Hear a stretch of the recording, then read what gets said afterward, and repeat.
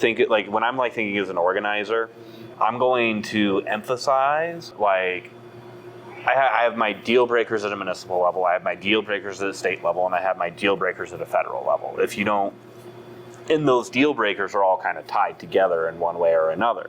If you're somebody who supports a camping ban and you're running for city council, you and I are going to have some problems because I don't think camping bans actually address the problem of the housing crisis. All they do is they demonize our unhoused neighbors. They end up costing us more money than it would even just to build a shelter or something like that, because a lot of the time these people who are experiencing houselessness end up getting ticketed with a fine that they can't afford to pay, and then that puts them on the radar to spend time in jail, and then we have to pay to house them in a jail, whereas if we had just had a shelter or something like that, we could have put them there instead of giving them the ticket they can't afford to pay. And then when you tell them to go get a job after they have a criminal record, that becomes harder for them to do.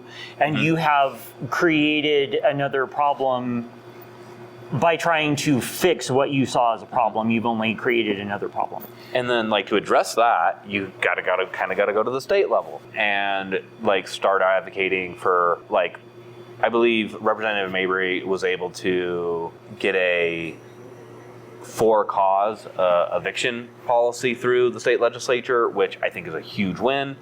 Basically, it gives people better housing security because the landlord can't just evict you. The way it works, if I'm understanding correctly, is that it puts the burden of proof on the landlord to prove that during an eviction process, they weren't behaving in a discriminatory fashion against the people who are being evicted. And so that's one thing we can do at the state level. Another thing we can do at a state level, but we have yet to, is repeal the prohibition in Colorado on rent caps, rent stabilization policies.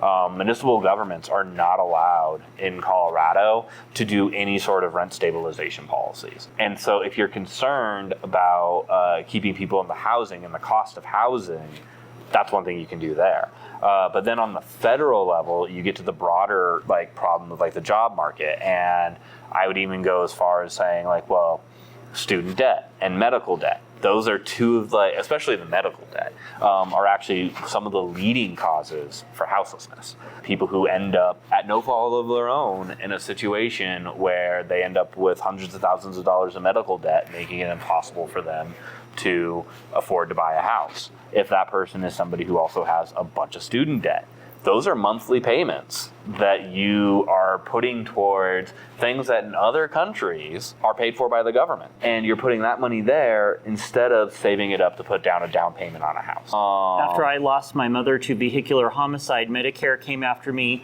and said, you owe us $10 million. I did not have $10,000 to my name at that point. And it took me months of taking them to court and fighting them and getting them down from 10 million to 10,000. But I almost became a victim of that myself. Yeah. No, I mean, same with me, actually. Growing up, my dad passed away suddenly due to a rare form of leukemia.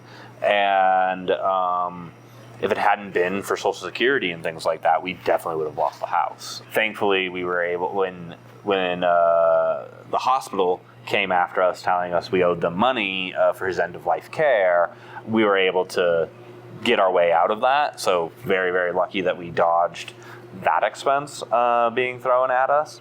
But if it hadn't been for Social Security, we wouldn't have held on to the house, and I would have been houseless at 13. So very thankful for that. Seeing organizations like Zillow and BlackRock and stuff like that buying up single family housing across the country, they'll buy 10 houses in the same place and then buy the 11th for $20,000 over asking price.